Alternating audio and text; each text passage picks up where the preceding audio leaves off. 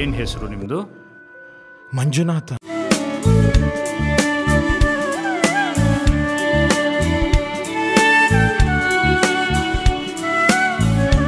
ಏನಮ್ಮ ಹುಡುಗಿ, ಎಂಥ ಕೆಲಸ ಮಾಡಾಕ್ಬಿಟ್ಟೆ. ಸಬ್ಬಾಷ್. ವರದಕ್ಷಿಣೆ ತಗೊಂಡಿರೋರು, ತಗೊಳಕ್ ಯೋಚನೆ ಮಾಡ್ತಿರೋರು ಎಲ್ರ ಮುಖ ಚಪ್ಪಲಿ ನೋಡ್ದಂಗಾಯ್ತು.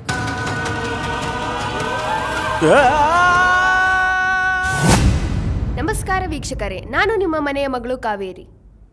ಓಂ ಶ್ರೀ ಕಾವೇರಿ ಇದ್ದಾರಲ್ಲ, ಅವ್ರ ಮೇಲೆ ಗುರುಜಿಗೆ ಒಂದು ಕಣ್ಣಿದೆ ಅಂತ ಆಫೀಸಲ್ಲಿ ಎಲ್ಲ ಮಾತಾಡ್ಕೊತಾ ಇದ್ದಾರೆ ಸರ್. ಗೌತಮ್, ನಾವು ರಾಜಕಾರಣಿಗಳಪ್ಪ. ಸಮಯ ಮತ್ತು ಸನ್ನಿವೇಶ ನಮಗೆ ಬಹಳ ಮುಖ್ಯವಾಗಿರುತ್ತೆ. ಅಂತ ಸ್ವಾಮೀಜಿಗಳಿಗೆ ಪೆಟ್ರೋಲ್ ಹಾಕಿ ಸುಟ್ಟು ಹಾಕಿಡಬೇಕು. ಇಂಥವ್ರನ್ನ ನಮ್ಮ ಕೈಗೆ ಒಪ್ಪಿಸಿ ಸರ್. ಕೈ ಕಾಲು ಮುರಿದು ಭಿಕ್ಷೆ ಬಿಡೋಕೆ ಮಾಡ್ತೀವಿ ಸರ್.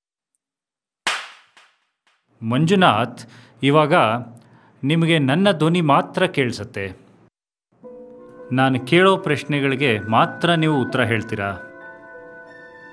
ಓಕೆ? ಇಲ್ಲ, ಖಂಡಿತ ನೀವ್ಯಾರು ಉದ್ಧಾರ ಆಗಲ್ಲ.